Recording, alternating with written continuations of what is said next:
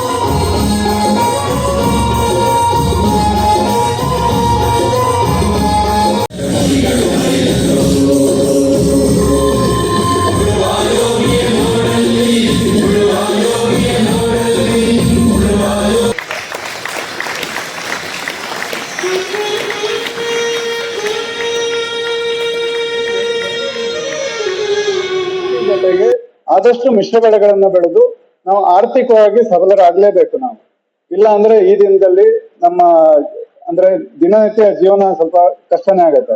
ಅದಕ್ಕೋಸ್ಕರ ಬರೀ ಅಡಿಕೆ ಮಾತ್ರ, ಮುಂದೊಂದು ದಿನ ಅಡಿಕೆ ಸಮಸ್ಯೆ ಆಗ್ಬೋದು, ಆದ್ರೆ ಅದಕ್ಕೆ ಪರ್ಯಾಯವಾಗಿ ನಾವು ಸಾಕಷ್ಟು ಬೆಳೆಗಳನ್ನ ಬೆಳ್ಕೊಂಡು, ಅಂದ್ರೆ ಈಗ ನಮ್ಮಲ್ಲಿ ಅಡಿಕೆ ಜೊತೆ ಕಾಳುಮೆಣಸು, ಏಲಕ್ಕಿ, ಜಾಯಿಕಾಯಿ, ಲವಂಗ, ಕಾಫಿ ಈ ತರ ಸಾಕಷ್ಟು ಕೊಕ್ಕೋ ಬೆಳಿಲಿಕ್ಕೆ ಅಡಿಕೆಯಲ್ಲಿ ತುಂಬಾ ಅವಕಾಶ ಇದೆ. ಅದೆಲ್ಲದನ್ನು ಬೆಳೆದು ನಾವು ಆರ್ಥಿಕವಾಗಿ ಸಬಲರಾಗಬೇಕು. ಅದ್ರ ಜೊತೆಗೆ ನಾವು ಆ ಬೆಳೆದಂತಹ ಬೆಳೆಗಳನ್ನ ನಾವು ಆದಷ್ಟು ನಾವೇ ಮೌಲ್ಯವರ್ಧನೆ ಮಾಡಬೇಕು. ಮೌಲ್ಯವರ್ಧನೆ ಮಾಡಿದಾಗ ಅದಕ್ಕೆ ಉತ್ತಮ ಬೆಲೆ ಸಿಗುತ್ತೆ.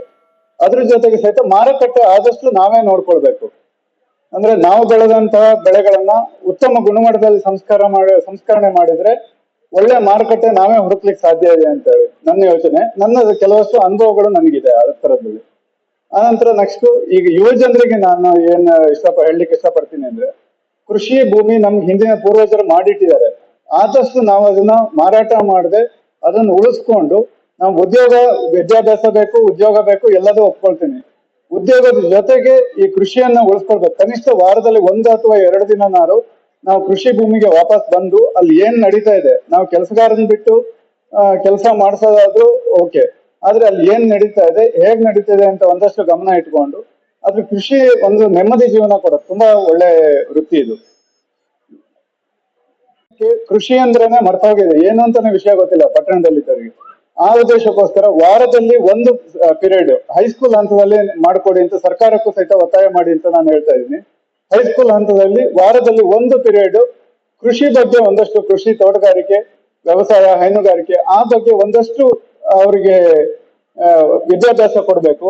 ಇಲ್ಲ ಅಂದ್ರೆ ನೆಕ್ಸ್ಟ್ ಜನರೇಷನ್, ಈಗ ನಮ್ಮ ಮಕ್ಕಳಾದ್ರೂ ಹೊರಗಡೆ ಹೋದ್ಮೇಲೆ ಕೃಷಿ ಅಂದ್ರೆ ಮರ್ತೋಗಿರೋದು, ಆ ಪರಿಸ್ಥಿತಿ ಆಗಿದೆ ಇವತ್ತು. ಅದ್ರ ಜೊತೆಗೆ ನಂದಷ್ಟು ಕೆಲವಷ್ಟು ಸಣ್ಣ ಯೋಚನೆಗಳನ್ನ ನಾನು ಮಾಡ್ಕೊಂಡಿದ್ದೀನಿ. ನಂದ ತೋಟದಲ್ಲೇನೆ ಒಂದು ಫಾರ್ಮ್ ಸ್ಟೇ ಅಂತ, ಆರ್ಗ್ಯಾನಿಕ್ ಫಾರ್ಮ್ ಸ್ಟೇ ಅಂತ ಮಾಡ್ಕೊಂಡು ಹೊರಗಡೆಯಿಂದ ಪಟ್ಟಣದಿಂದ ಬಂದಂತ ಆಸಕ್ತರಿಗೆ ವಸತಿ ವ್ಯವಸ್ಥೆ ಜೊತೆಗೆ ಕೃಷಿಯಲ್ಲಿ ಪಾಲ್ಗೊಳ್ಬೇಕು. ಅವರಿಗೆ ಅಲ್ಲಿ ಕೆಲಸನೂ ಮಾಡ್ಬೋದು, ಅವರು ಅಲ್ಲಿ ಬೆಳೆದಂತ ಬೆಳೆಗಳನ್ನ, ಈ ಹಣ್ಣು ಇರ್ಬೋದು, ಏನಿರ್ಬೋದು, ಅವ್ರು ಕೀಳ್ಬೋದು, ಕಿತ್ತು ತಿನ್ನೋದಕ್ಕೂ ಅವಕಾಶ ಇದೆ. ಆ ರೀತಿ ವ್ಯವಸ್ಥೆನ ಮಾಡಿದ್ದೀನಿ. ಅದ್ರ ಜೊತೆಗೆ ನನಗೊಂದು ವಾರ್ಷಿಕ ಒಂದು ವರಮಾನ ಸಹಿತ ಅದಕ್ಕೆ ನಾವು ಚಾರ್ಜ್ ಮಾಡ್ತೀವಿ. ಈ ರೀತಿ ವಿಭಿನ್ನವಾಗಿ ಯೋಚನೆ ಮಾಡ್ಕೊಂಡ್ರೆ ನಾವು ಆರ್ಥಿಕವಾಗೂ ಒಂದಷ್ಟು ಸಬಲರಾಗ್ಬೋದು. ಆ ಯೋಚನೆ ನನ್ನ ಇದೆ.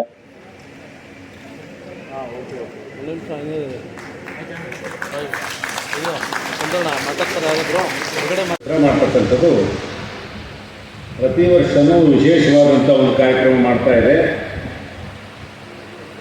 ನಾನು ಮೊದಲನೇದಾಗಿ ರಾಜ್ಯದಲ್ಲೇ ಈ ರೀತಿಯಾದಂಥ ಒಂದು ಕಾರ್ಯಕ್ರಮ ಮಾಡ್ತಾ ಇರ್ತಕ್ಕಂಥದ್ದು, ಎತ್ತು, ಪವರ್ ಟಿಲ್ಲರು, ಟ್ಯಾಕ್ಟ್ರಿ ಮೆರವಣಿಗೆ ಮಾಡ್ತಕ್ಕಂಥದ್ದು ಶಿವಮೊಗ್ಗದಲ್ಲಿ ಮಾತ್ರ ಅಂತ ನನಗೆ ಕಾಣಿಸುತ್ತೆ. ಹಾಗಾಗಿ ಮಹಾನಗರ ಪಾಲಿಕೆಯವರಿಗೆ ಮೊಟ್ಟ ಮೊದಲನೇದಾಗಿ ನಾನು ರೈತರ ಪರವಾಗಿ ಅಭಿನಂದನೆಯನ್ನು ಸಲ್ಲಿಸ್ತಾ ಇದ್ದೇನೆ. ಅದರ ಅರ್ಥ ಏನಪ್ಪ ಅಂತ ಹೇಳಿದರೆ, ಕಷ್ಟಪಟ್ಟು ಕೃಷಿ ಮಾಡಿ, ಆನಂದದಿಂದ ಕೃಷಿ ಮಾಡಿ, ನಾನು ಊಟ ಮಾಡಿ ಇತರರಿಗೂ ಹಂಚಿ ಊಟ ಮಾಡ್ತಕ್ಕಂಥದ್ದು ಅದು ಕೃಷಿ. ಮೊದಲಿಂದ ನಡ್ಕೊಂಬಂದಂಥ ಒಂದು ಪದ್ಧತಿ. ಈ ದೇಶಕ್ಕೆ ಅನ್ನ ಇಲ್ಲದೆ ಇದ್ದಾಗ ಬೇರೆ ದೇಶದಿಂದ ಭಿಕ್ಷೆ ಬೇಡ್ತಿರುವಂಥ ಸಂದರ್ಭದಲ್ಲಿ ದೇಶಕ್ಕೆ ಅನ್ನ ಕೊಡ್ತಕ್ಕಂಥವನು ರೈತ. ಈ ದೇಶನ ಸಾಕಿ ಸಲತಕ್ಕಂಥವನು ರೈತ ಅಂತಕ್ಕಂಥದ್ದನ್ನು ನಾನು ಈ ಸಂದರ್ಭದಲ್ಲಿ ಹೆಮ್ಮೆಯಿಂದ ಹೇಳ್ಕೊಳ್ಳಲಿಕ್ಕೆ ಇಷ್ಟಪಡ್ತೇನೆ. ಲಾಲ್ ಬಹದ್ದೂರ್ ಶಾಸ್ತ್ರಿ ಅವರು ಈ ದೇಶಕ್ಕೆ ಅನ್ನ ಇಲ್ಲದೆ ಇದ್ದಾಗ ಸೋಮವಾರ ಒಂದು ಹೊತ್ತು ಉಪವಾಸ ಮಾಡಬೇಕು ಅಂತ ಹೇಳಿ ಘೋಷಣೆ ಮಾಡಿದರು. ಆ ಸಂದರ್ಭದಲ್ಲೇ ಅವ್ರು ಹೇಳಿದ್ದು, ಈ ದೇಶದಲ್ಲಿ ಜೈ ಜವಾನ್ ಜೈ ಕಿಸಾನ್ ಅಂತ ಹೇಳಿ ಒಂದು ಘೋಷಣೆಯನ್ನು ಮೊಳಗಿಸಿದರು ಲಾಲ್ ಬಹದ್ದೂರ್ ಶಾಸ್ತ್ರಿಯವರು. ಅಂದರೆ ಈ ದೇಶ ಬದುಕಿರ್ತಕ್ಕಂಥದ್ದು, ಈ ದೇಶ ಉಳಿದಿರ್ತಕ್ಕಂಥದ್ದು, ದೇಶಕ್ಕೆ ಅನ್ನ ಕೊಡ್ತಕ್ಕಂಥ ರೈತ, ಮತ್ತೆ ಎರಡನೇದು ದೇಶವನ್ನು ಗಡಿಯಲ್ಲಿ ಕಾಯ್ತಕ್ಕಂಥ ಯೋಧ, ರಕ್ಷಣೆ ಮಾಡ್ತಕ್ಕಂಥ, ದೇಶವನ್ನು ರಕ್ಷಣೆ ಮಾಡ್ತಕ್ಕಂಥ ಯೋಧ. ಇವರು ಇಬ್ಬರಿಂದನೂ ಕೂಡ ಈ ದೇಶ ಉಳಿದಿದೆ, ದೇಶ ಬದುಕಿದೆ ಅಂತಕ್ಕಂಥದ್ದನ್ನು ಅವತ್ತೇ ಲಾಲ್ ಬಹದ್ದೂರ್ ಶಾಸ್ತ್ರಿ ಅವರು ಹೇಳಿದರು, ಜೈ ಜವಾನ್ ಜೈ ಕಿಸಾನ್ ಅಂತ ಹೇಳಿ.